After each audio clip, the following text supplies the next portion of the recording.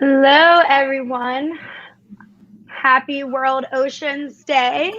We're here live today to celebrate World Oceans Day. We have our founder and expedition leader, Chris Fischer, and our chief scientist, Dr. Bob Hueter, with us today to discuss the oceans, the importance of our oceans, and then the importance of our sharks and why we consider our sharks to be ocean heroes and the importance they play in the overall ocean ecosystem. So we're going to start today with a little video that kind of explains a little bit more of why sharks, why focus on sharks. And then from then we'll have Chris Fischer discuss a little about the oceans. And at the end, we will do a Q&A. So if you have any questions about anything as we get started, just drop them in the comments below and we'll try to address some of those comments. But first, we're going to start with why sharks.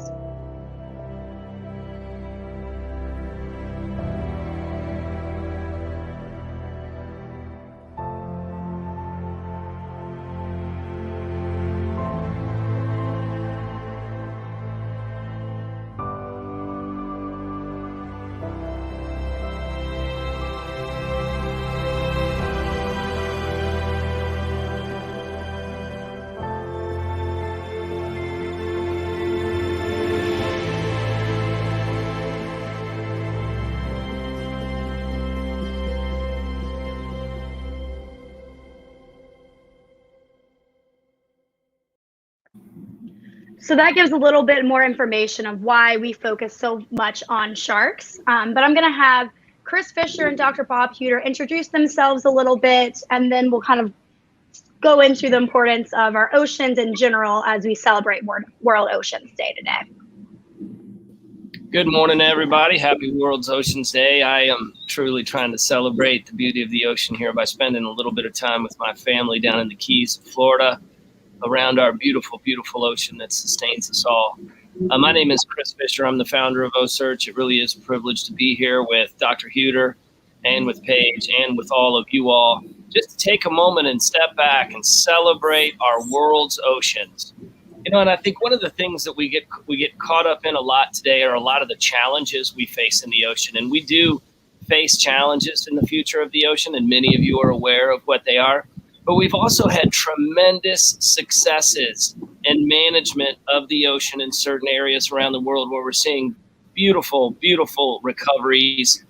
And we'll talk to Dr. Hueter some about that. But I think it's important when you have such a difficult, complex global task to mark these moments where we are having successes. It's not all doom and gloom. And that's important because we have to have an optimistic attitude. We have to win this battle for our grandchildren and their children so they can enjoy a healthy, beautiful, working, living planet like we do today. So I look forward to going into talking to you about sharks and talking to you about ocean leadership and maybe looking toward bringing everybody together for a new type of ocean leadership in the future that's more inclusive and less polarizing. But a lot to be celebrated, and particularly when you're off the East Coast and the West Coast of the United States. So happy World Oceans Day.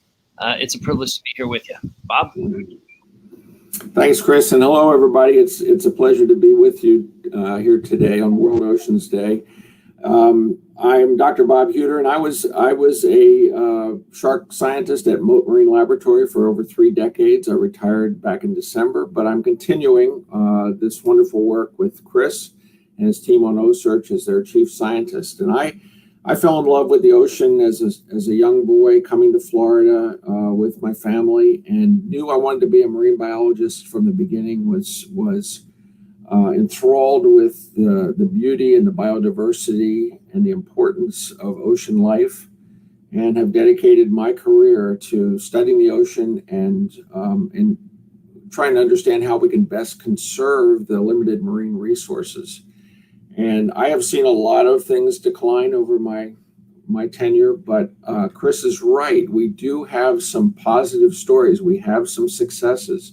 It's very important that we emphasize that if we all get active and we roll up our sleeves and get involved with conservation, that we can make a difference. It's not all gloom or doom, guys. So come with us on that journey, and let's get to work, and let's put the ocean back into balance. And we're starting with the sharks, and there's Sharks are great. They're at the top of the food web, and we're going to talk about that. But there are many other things that all of you can do to help bring our oceans back. Chris? So I just want to mention there, Bob, you talked about how we're starting with sharks. And one thing that we've really been looking for, kind of promoting on social and other areas through OCEARCH recently, is that sharks are ocean heroes. So y'all two could go in a little bit more how these are ocean heroes. What exactly do they do to the food web? What is exactly is their importance for the overall health of the ecosystem? Well, I think. Go ahead, Chris. Well, I think I was going to say that. Go ahead, Bob. Let's start with the fact that sharks have been on this planet for over 400 million years, and we have about 500 species of sharks or more that inhabit the world's oceans. And they've had a really good run on this planet until we came along and started heavily fishing and overfishing sharks in many parts of the world. So their role in the ecosystem is, by and large, as predators, and usually as top predators on the top of the food web, or the food pyramid, if you will. And if sharks are completely removed from the system, we now know through good experimental work and field observations that the system not only goes out of balance, but the system can crash and die with the lack of the large predators. The same thing is true on land. We've seen it with land predators. And unfortunately, we're seeing it with sharks as well. Chris, you want to add something from your perspective? Well, I think it's important for people to understand a little bit of the history about this, which is one of the things, great, Bob, you're so great about. Like, there's not many people alive, if anyone alive today, who's seen, for example, here I am in Florida, what an ocean full of sharks and an abundant ocean looks like, which creates this concept that people call a shifting baseline, right? So if you started enjoying the water off the east coast of the United States in the 90s or the early 2000s, and suddenly now you're seeing a world where, like, man, there's so many sharks, there's too many sharks. I think, Bob, you can take people through the history of things. There's nobody really alive out there on the water today, or very few people who actually were on the water when they saw these waters the way they were and how they should be full of sharks. And before you go into that, one of the things I want to say to people that's interesting is, when we've had the great privilege of working in some of the most pristine areas around the world, whether it's Ningaloo Reef in Northwest Australia, or the Galapagos, or the Revilla Gigedos, Cocos, Fernando de Noronha in Brazil. I mean, we've just had such a privileged journey. And when you get to these places where the ocean is so virgin and so full of life, they are the sharkiest places you have ever seen. And Bob, maybe you can talk a little bit about the history of how our sharks, it's not just been a super recent only thing that's just fitting in the last, 5 years. That's not the story.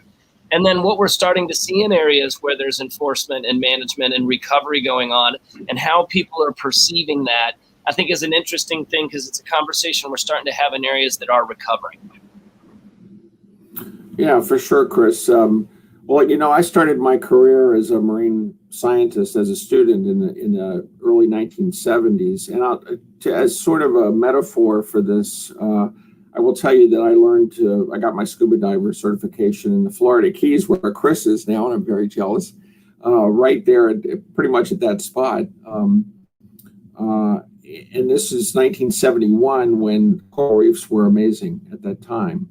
And they were healthy, and they were vibrant, and they were everywhere in the Florida Keys. And now the Keys is fighting to restore coral populations in the wake of disease and global warming and other issues that are happening. So it's interesting to me that when people go diving now in the Keys and they see these reefs that are, some of them more than 50% dead, some even worse, and they come out and say, wow, that was amazing. All I can say is, you should have seen it in 1971. It was really amazing, and it was healthy, and it was much more alive. The same thing can be said for our shark populations around the world, that up until the 1970s or so, sharks were not that heavily impacted by things like overfishing, and we didn't have too much in the way of environmental pollution yet in the oceans or effects of things like climate change. But overfishing began to really come into play in the late 70s here in the United States and some other places. And by the 90s, we realized we were in deep trouble because of removing too many sharks from the ocean, and knowing that, as biologists, that they would not be able to replenish themselves very quickly because sharks reproduce very, very slowly, unlike the other fish that are out there. So we've been working ever since the 90s to try to put things back. The problem still exists in the high seas, especially with foreign fleets from certain countries. But in the United States, we've worked the last 25, 30 years. And on the East Coast of the U.S., we're actually seeing rebuilding and in some populations completely sustainable again. And when people now go fishing, who've only been fishing, as Chris said, 10 to 20 years, they think that there's too many sharks. Well, actually, we're not even back to where we were at one point 50 or so years ago. And we have to learn to adjust to this. We have to adapt to it. And we got to give the system a chance to reset and go back to the balance that makes for the healthiest kind of ocean. One of the things we're seeing that's interesting about that, and then I'll start talking about why sharks are ocean heroes, is this shifting baseline. If you started fishing and spending time on the water, you didn't see any sharks, and now 20 years later, we're having this tremendous success with shark populations rebuilding off the eastern seaboard. People are like, oh, there's too many sharks. But then you say, well, how's the fishing? Are you seeing a lot of fish? You're catching, the fishing's better than it's been since my whole life, but I keep getting sharked. It's like, well, yeah, the reason why it's better is our sharks have recovered. They balance the system. There are a lot more fish. But if you want to catch one, you have to avoid the shark, which means you just got to fish heavier tackle and catch them quicker. So it's like people seeing not the whole picture, but part of the picture. Oh, there's too many sharks, and not really connecting that with the fact like, oh, my gosh, there's more fish than I've ever seen in my whole life. Those two things are interrelated, right? They're not separate. Those fish populations are back because the shark populations are back, preventing the second tier of the food chain from wiping out all the fish. And this is why sharks are our ocean heroes, right? When you think about sharks, and most people, you got to think about the system, right? We know when white sharks are swimming up and down the beaches of the northeastern United States and Canada in the late summer and fall, and they're feeding aggregations, that all of those seals will eat about 1/4 as much each day as they would eat if those white sharks were not there, because they're afraid if they go into the water, they might get taken by the shark. So they don't wipe out the lobster. They don't wipe out the stripers, the cod, the mackerel, and those populations boom. Now, when you go fishing for one of those, you're going to have to get it in quick because you might get sharks, because the increased shark population has led to the increased fish population. But now you got to avoid the shark. So the bite's better than ever. The volume's better. But you got to deal with the sharks. And so we're trying to help people get used to that who spend time on the water. And that's what a lot of people in this business call the shifting baseline syndrome, right? You set this baseline of when you were young, this is what the ocean should look like. And then actually, as we've improved it over the years, it looks really different. But people think that that's a problem. They don't realize that that is a sign of tremendous success. And on the eastern seaboard right now, we are on the brink in the coming decade of making it another one of the wild, great, abundant oceans. We are trending that way right now, and we want to keep that sort of momentum going. Another way these sharks are shark heroes, I talked to you about the seals, right? When you really step back on that, what are the big sharks doing? All sharks, they're preventing one tier of the food chain from wiping out too much of the rest of the chain. So they're actually the guardians of our fish stocks. I don't think most people think about sharks and think about, oh, wow, they guard our fish stocks. Yeah, when we have an abundant population of sharks in the ocean, when the squid migrate to the surface every night, they can't come all the way to the surface. When the sharks are not there, they come all the way to the surface and they eat all of our baby fish, our baby fry, right? Tuna, billfish, mahi, cobia, snapper, keep going, right? Squid are voracious. They're you got to think of them about like a locust. So if you don't have the sharks there to keep the squid down, all of those fish can't grow to a size where they can reproduce, so we have a good sustainable population, as well as that there's a portion then of that population we can use to sustain us as humans. So they really are the biggest, I think, misunderstanding of white sharks is people don't understand that they guard our fish stocks, and they are true ocean heroes. And I could think of another completely different angle, Chris, as to why sharks are heroes, ocean heroes on this planet for us as human beings coexisting with them. That because sharks have been around for 400 million years, they have figured out a lot of ways to deal with the difficulties and the challenges of life. And one of those is they actually have antibiotics. There are antibiotics that we can get from off the surface of sharks that are produced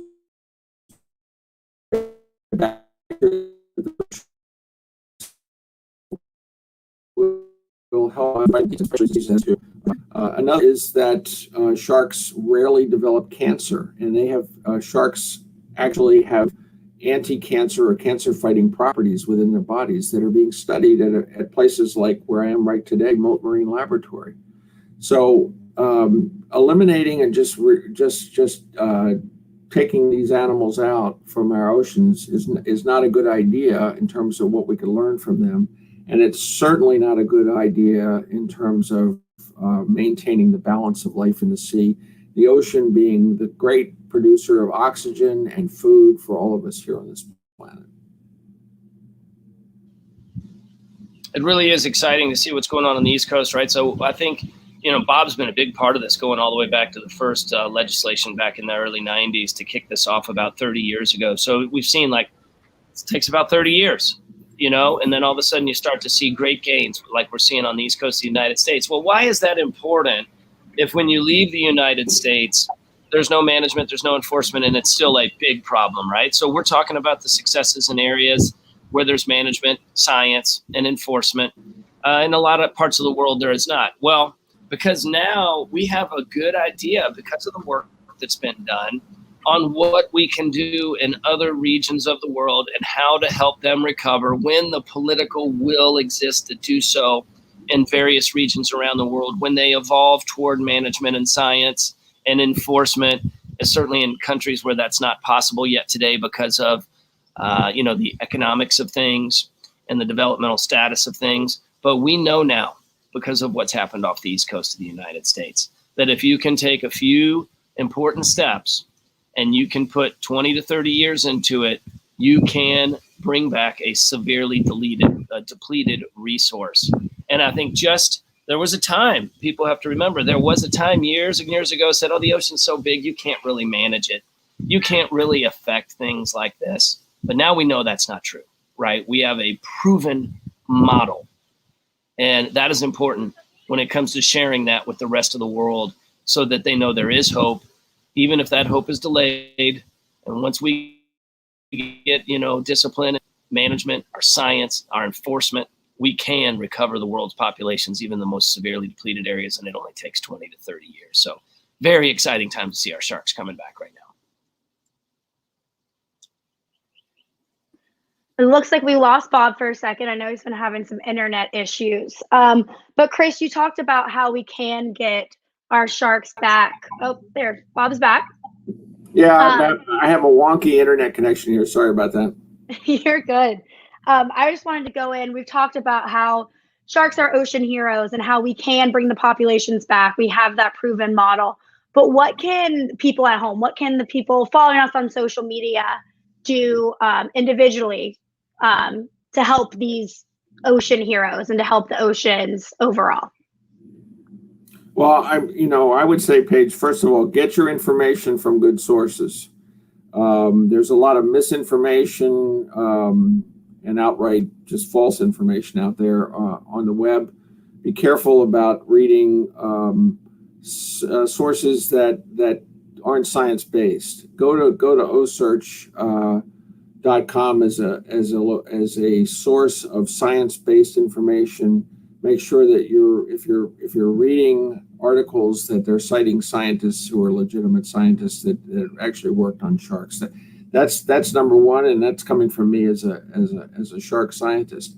When you have good information is power, and when you start to understand what's happening with the shark population in your area or out at sea in the open ocean, then you can start taking action. And action can be everything from changing how you live your own lives in order to improve ocean habitats. And I know Chris will talk about this, to contacting your political representatives, your congressmen, your senators, and so on, and advocating for legislation that protects the ocean, that protects critical habitats, that advocates for sustainable fisheries, not necessarily eliminating fisheries, but just sustainable fisheries, and that takes a practical approach to things like shark conservation. Chris, you want to add to what people can do?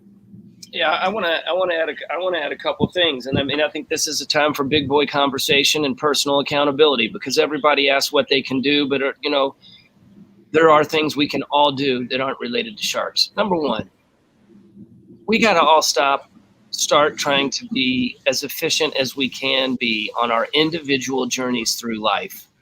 And what that means is that, don't be an excessive, wasteful human. I've been really working hard with my family when we go out and we buy food, that we only buy enough food and we eat it all, and that there's not a bunch of waste. We don't have a bunch of leftover food we're throwing away, because all of that food had to come from somewhere. I mean, sometimes in today's world, if you get a family of 5, you might only need to go out and order 3 meals, because 5 meals, you end up with 5 plates of half uneaten food that gets thrown away.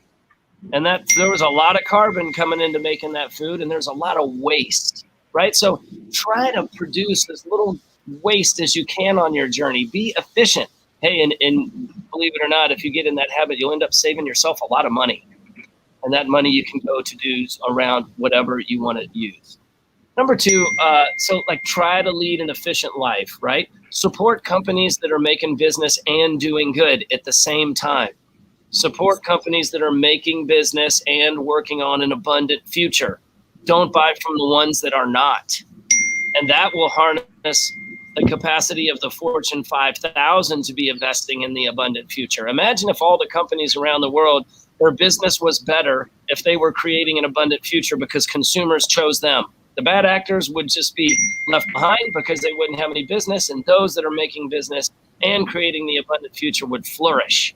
So think about who you give your money to, right? So let's all minimize our waste. Obviously, we're getting rid of single-use plastics. You've heard that. But let's just minimize our waste on food and everything else. And then buy from these companies that are making business and doing good at the same time instead of just making business. Let's make it worth it for companies to do good. Then we're going to harness all their leverage to really transform the future of the planet. I really like, Chris, I really like that message about minimizing waste. And, one of the ways that at home that you can actually measure this is look at what is getting thrown into your garbage can and look at what's getting thrown into your recycling bin. And think about, as you do that, did I really need to go through that and put that in the garbage can? Because it's not going somewhere that's going to be sealed off. It's going to go into a landfill or perhaps a recycling facility. And a lot of that, for example, a lot of that plastic is going to end up in the watershed and downstream and ultimately in our oceans, which has caused the big problem with plastics and especially microplastics in the ocean. That all starts with us back at the source, what we're throwing away.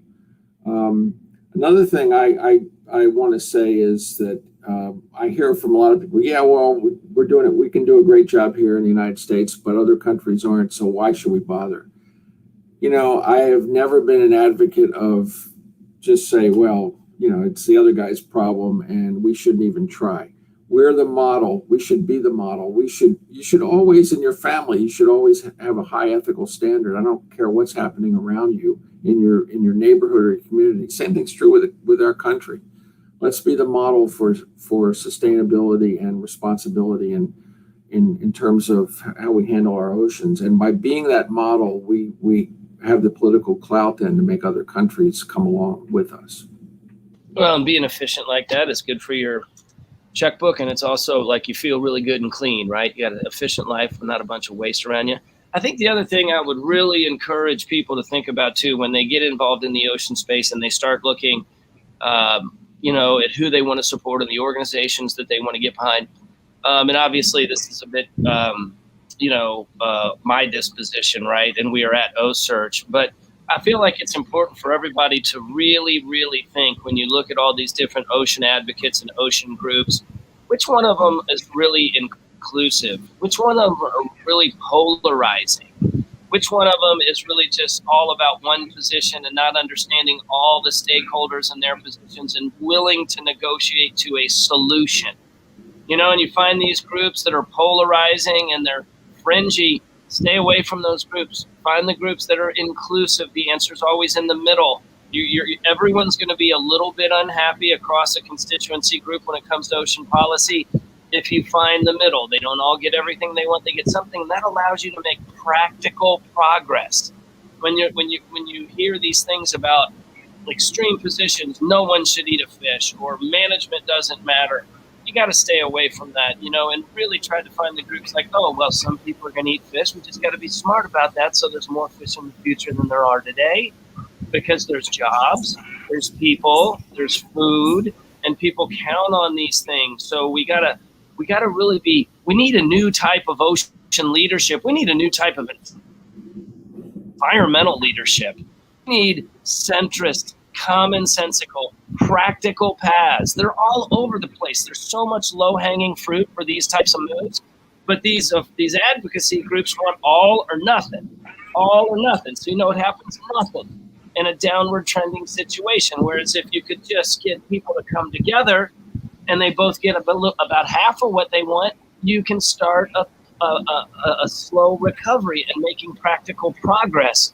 So be a centrist. Look at the data. Be inclusive. It's just like your kids and everything else in life. You don't get everything you want. But if you get some of what you want, that's a good step forward. And if someone else does too, that's a good step forward for that community. So really look for the centrists. We're going to win. We have to win. We have no choice. So if you just talking to someone where the sky is falling all the time, that's not very inspiring, right? You may want to find another place to, motivate yourself, because we must win. It's our food, it's our air, and it's our jobs, and it's our water. We have no choice, right? So let's be optimistic. Let's be centrists. Let's be solution oriented and practical. Focus your time, energy, and effort on that, and then just lead you and your family through an efficient journey on life, minimizing your waste. And that would be a huge step forward for the planet and the ocean.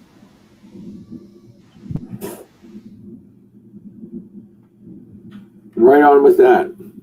And remember, this planet is our only home. And exploring Mars is a wonderful thing, and I love the space program. But that's exploration. That's not where we live, and we have to take care of our home first. Colonizing Mars is not the solution to destroying this planet. So let's be good stewards of this planet and our oceans, and we'll all get there. I prefer the keys to a barn in a spacesuit. Me too. I think that's a great way to kind of wrap up the World Oceans Day, Ocean Heroes, what we can all do. So now let's take an opportunity to do any Q&As. So we've had a couple of questions come in, but if you have any questions right now, put them in the comments below so that we can get to them. But some of the questions, we have just a little bit of fun questions. So one person asked, what does shark skin actually feel like? Well, this is a really interesting question, because depending upon the shark, but in general the same, depending upon which way you touch the shark, the feeling is tremendously different, right? So when you touch a shark, if you take your hand and you rub it on its back from its nose toward its tail, it's the smoothest, silkiest substance you could ever imagine touching. Your hand just slides right down its body with very, very little friction. If you stop and you put your hand by its tail and go toward its nose, you might want to mute your mic, Bob. and go toward its nose, it's like heavy grit sandpaper, and it will remove the skin right from your body. And then you end up getting really bad infections from all this bacteria that's on the shark that Bob was talking about, that he and his team are looking into for medical benefits for humans. So super different. It's one way. It's just the smoothest, like you can't imagine. You can just see how if they're moving forward, they just slip right through the water, right? And they don't have to worry about going backwards and the hydrodynamics of that because they don't go backwards. So from the opposite direction, it will take the skin right off your body. When we handle these animals to secure them for the science team, if a shark slaps your skin at all, or even when you just grab it to roll it or whatever, immediately thereafter, we all have to go in and do a full scrub down and clean ourselves up. We use our Bac D, that special antibacterial spray we have that's really helped us eliminate shark infections. And then everything is fine after that. But we didn't know that in the early years when we started back in 2007, 8, and 9, and we were dealing with some nasty infections back in the day. That's why Brett wears jeans. That's why Brett has on a long sleeve shirt and has on his gloves. If you really look at him, he's trying to basically have his entire body covered. So when he's having to handle and manipulate the animal, the shark comes in, he's got to center the shark, roll the shark so it's on its side. So the science team comes in because they handle the belly first. That's why he's all covered up, right? Because how rough their skin is if you touch it the wrong way, and then the infections that then come from that. Which is a great point because we get the question about Captain Brett and his jeans quite often. He's just protecting his body. And, most of the time people don't also understand two other things just to help them make sense, because we do get that question all the time. Two other things. It's cold where we catch white sharks. So you can't hang out in shorts, right? So the jeans are just and lots of times there's long underwear under the jeans, right? And then so you're out there all day and you've got Grundens over that, or not, you have our Helly Hansens over that. We have our Hellies over that and our foul weather gear. And instead, he takes off the Hellies, and then that's all he has time. If he were going to try to get into wetsuit bottoms and stuff like that, that would slow down the shark arriving at the cradle. And we know the quicker the shark to the cradle, the quicker out of the cradle, the less the impact on the animal. So it's protection. It's just practical staying warm, and then the timing of things. That's why Captain Brett is always jumping into the water in his blue jeans.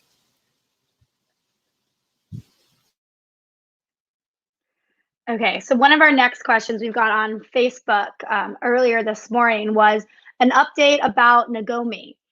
So any of our followers who follow us closely know that our Queen of the Ocean, Nagomi, crossed the Mid-Atlantic Ridge in April. And then we haven't heard from her much since. She hasn't been going up to the surface as much as she has in the past. So we came up that her PSET tag was detached, and we're getting data from that. But I'll let Dr. Hueter and Chris talk a little bit more about what we do know about what she's doing, where she's been, all of that. Well, we're all eagerly watching for Nagumi's next ping from her spot tag. Remember that in order to get a ping and get a good fix on location, the shark has to stay at the surface, and sharks don't breathe air, so that's not necessarily something that they all do. And many of our sharks spend weeks, if not months, before they send us a location. So we're not concerned about that from the standpoint of her spot tag. But we do have some great news that we heard from her pop-up tag, which is a whole different device that records data on location and on depth and temperature. And lo and behold, that tag came up in early May off the coast of Newfoundland, Canada, just east of a place called the Flemish Cap near the Grand Banks of Newfoundland. And we've gotten the data. We've constructed the track, and it shows that Nagumi went out there to that Mid-Atlantic Ridge and then did a big swirl up and is up in Canada, or at least what she was as of last month, and that everything was just fine. She was behaving normally and going up and down in depth and so on when her pop-up tag came off. So we're just all waiting for that next location from her spot tag, which we hope will be sometime soon. Well, and when you talk about Nagumi, I think there's another question in here from Donna that says, where do the sharks go breed? How many babies can they have throughout their life? So when you really take a look at Nagumi's track, if you dig right into her track, and then you also dig into a track of like Breton or the other shark escapes me. But when you really look at what's going on with Nagumi's life, and Donna asked, where do sharks go breed? How many babies can they have throughout their lifetime, right? We tagged Nagumi last fall up in Atlantic Canada. We know one of the great things about moving the ship around with Bob's team is that they're getting to sample these animals across their entire range. Okay, so why is that important? Well, that means when you get a mature male up north, you can get a look at its sperm sample and compare it to that of a mature male shark from the southeastern United States. And you can see if the condition of the animal is different, right? You can do the same things when you check the hormone levels in their bloods, the estrogen for the female, the testosterone for the males. Is it higher down south than it is up north? So one thing we do know about what's happening when it comes to this questions of where do they go to breed, I would say we know absolutely where they are not breeding. And they are not breeding in the northeastern United States and Atlantic Canada. We're seeing low hormone levels. We're seeing low sperm counts, lack of maturity of the sperm. And so, hey, that's a big learning just in itself. Like, hey, it's not happening in this whole region during the late summer and fall.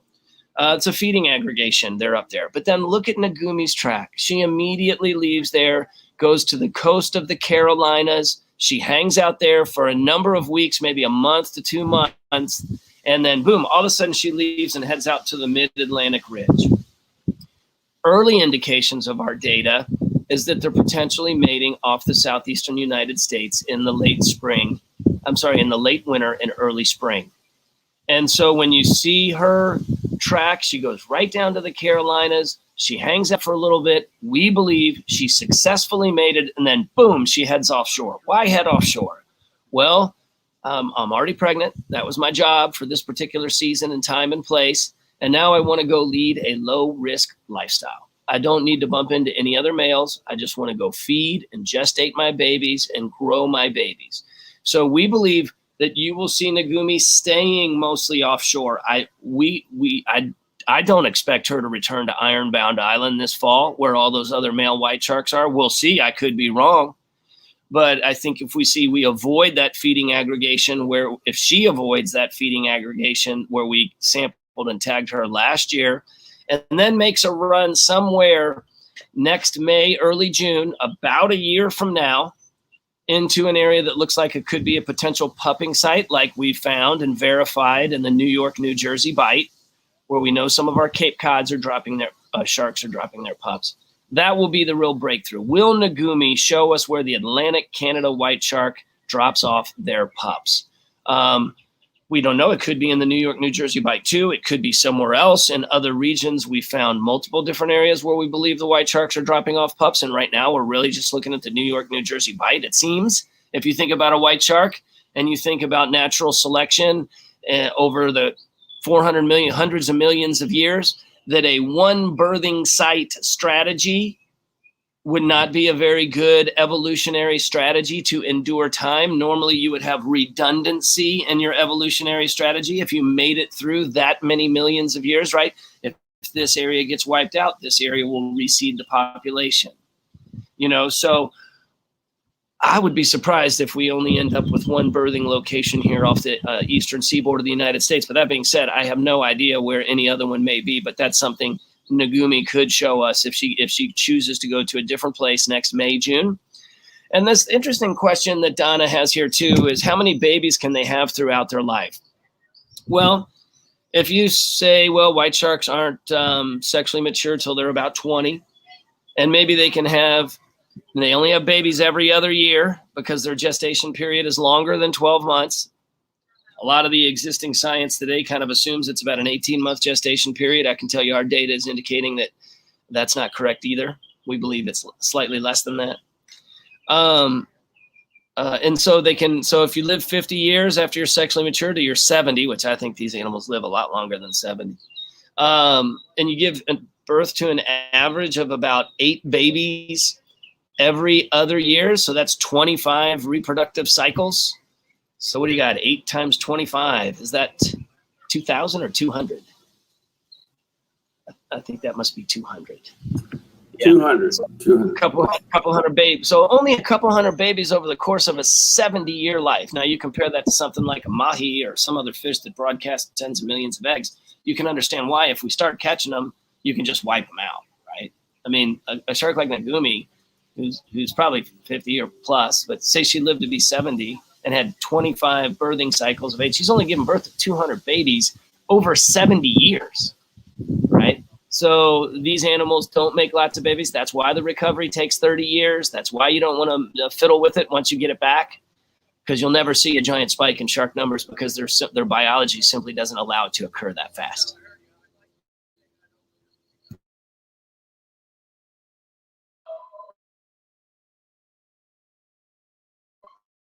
Great. That's a great update on me and on the white shark reproduction and pups. So we have another question from Anne about when's our next expedition? When are we planning to go back out on the water again soon? Bob's working hard right now on all of our, he's putting together our science team and all the logistics for our upcoming expedition, which begins the last week of July. And that'll be Expedition New England, which will take place in Massachusetts, New Hampshire, and off the coast of Maine. So we are super excited on this upcoming expedition to be exploring a few new sites, one off New Hampshire, some off of Maine, and building upon what's occurring in our Massachusetts and our Nova Scotian work. And that will start the last week of July. And then we'll be on the water for 3.5 weeks. We take a quick 2-week break.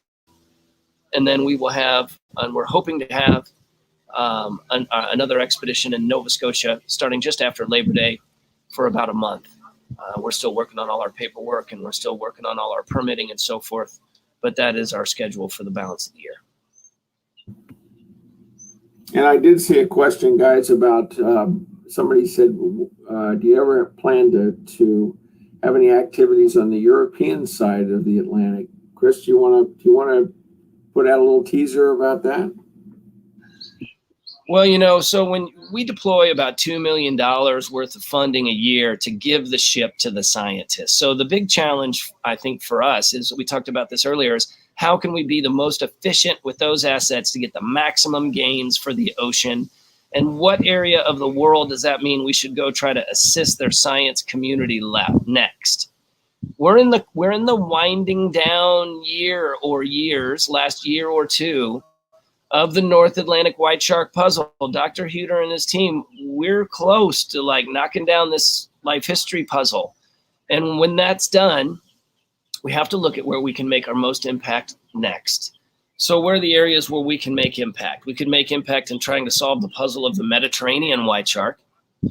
We could make an impact trying to solve the puzzle of the southeastern Russia, northern Japan white shark population.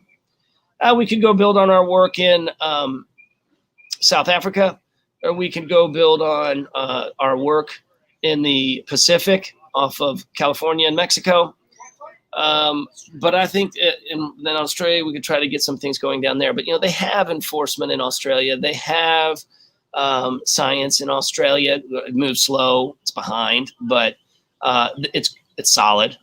But where there's really no work being done on the populations of sharks is really where OCEARCH can come in and try to help the local science community take a leap forward. I mean, when you look at what's happened on the eastern seaboard of the United States, of the major populations of sharks, the South African, Australian, the Eastern Pacific, which is our West Coast white shark, and then our Atlantic white shark off the Northeast. The Atlantic white shark was by far the least studied and least understood when we started our work. And now I can tell you it's by far the most comprehensively studied. When you see these papers that are getting ready to pop in the coming weeks and months, the leap forward, we've gone from being the least studied to by far knowing the most. Some of these areas have been working for decades and decades, and we did that for 6 years and $12 million. Boom, just skyrocketed to the lead. And so where can we do that in an area that could help the environment? I think that, and Bob's trying to build a collaborative team in the Mediterranean right now, and we're trying to understand what permitting looks like in the Mediterranean. And that is a place where we could come in And it's going to be probably the hardest thing we've ever attempted to do. It might take us 2 years and $2 million to find one, but that one shark will show us where the other sharks are. And if we can get the white shark turned around into the Med, and will they go up the coast of Europe or down the coast of Africa when they exit the Med? I think that would be a great contribution. The scientists there don't have boats. They don't have the assets. They don't have the tools that they need to study these large sharks. So in a perfect world, if we could get the funding together, because when we would try to move the ship over to the Med, I think, next, and try to solve the life history puzzle of the Mediterranean white shark, and that will occur right after we have, for the first time in history, solved the life history puzzle of any white shark population, which will be the Northwest Atlantic or our East Coast white shark. So I think if we can get the politics right and we can get the science right and the permitting right, the best impact we could make for the future of the ocean and sharks would to bring some attention to the Mediterranean white shark and use that energy and the charismatic nature of the white shark in that region to try to get some momentum behind bringing the whole Med back, right? We got to help it come back. It's been harvested for as long as any body of water on the ocean has been. Thousands of years people have lived there. It's taken its toll on the resource.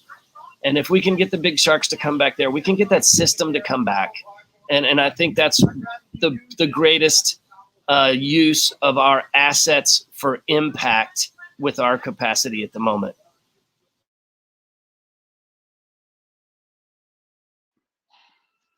I think that was great, Chris, going over kind of future where OCEARCH might end up. But like we said earlier, our near future, of course, is our upcoming expeditions. And just a little bit over a month, we're excited to get back out of the water again and just study and learn more from all of these sharks that we hope to meet.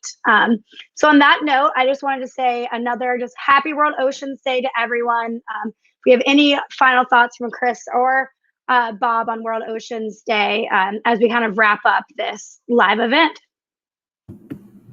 Well, I just want to say thanks to all of you for participating. It means you care. And follow us on our journeys and become part of it. And Paige, you want to remind people about how they can follow our expeditions and follow our sharks on the web and on their smartphones? Yes. So for anyone who doesn't know, we do have an OCEARCH Global Shark Tracker app, free app in the App Store if you're Android or iPhone. And so all of the sharks that we meet, we put spot tags on, and then you can track them in real time. So you can see where these sharks, you can study and learn alongside Bob and our science team.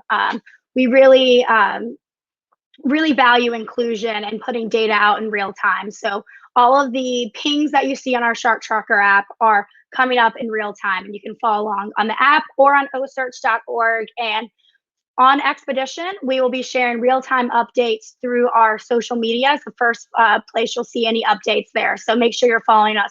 Twitter, Facebook, Instagram for any real-time updates while we're out on expedition and while we're studying our sharks not on expedition. So any kind of update or anything interesting we see on the tracker, we will be sure to share it on our social media as well. So if you want to stay in the know with OCEARCH and all of our sharks, be sure you're following us. Hey, Shirley, it's totally normal for Freda to be living off the coast there for the amount of time she is. Sub-adult shark. She's going to be there for a while. When it gets too hot, she'll move north. Hey, look, everybody out there, this is one of these things. It's grow up time when it comes to this. And I know a lot of people don't like to hold other people. This is going to be an individual accountability thing. We all have to hold ourselves accountable to being a part of the solution, right? If we're going to create an abundant future, it's not going to be one or two big groups that do it. We're going to have to attack it like a swarm of bees. Every individual doing their own little part. When you're walking down the beach and you see a piece of trash, pick it up. When you're walking through the forest on a hike and you see a piece of trash, pick it up. When you're, walking down your street, pick it up. It's got to become all part of. We attack that like a swarm of bees. All of a sudden, all the garbage is going to be picked up. And it's just going to be everybody doing a little bit of work. We got to hold ourselves accountable. When we see an opportunity to make a gain for the planet, whether it's in the forest or the ocean, we got to take it, pick it up. and we got to try to not, only consume what we need to consume on our journey and minimize the waste, right? Let's be efficient. Let's have a nice clean ride. And then let's all clean up together. And we will deliver something we're proud of to the future. I'm excited about it. Be a centrist, be inclusive, respect other people's opinions, find the middle ground, and we'll make it. Happy World's Oceans Day. Happy World's Oceans Day, everyone. Michael, you're asking if this will be available. This should be still available on our social. So stay tuned for that to see the re-recording to show to your class. But I just wanted to end the note on saying Happy World Oceans Day, and everyone do their part. We're excited to keep learning about sharks in our oceans. Bye, guys. See you, everybody. Go get in the ocean today if you can. I'm going in now. I did not have to see that.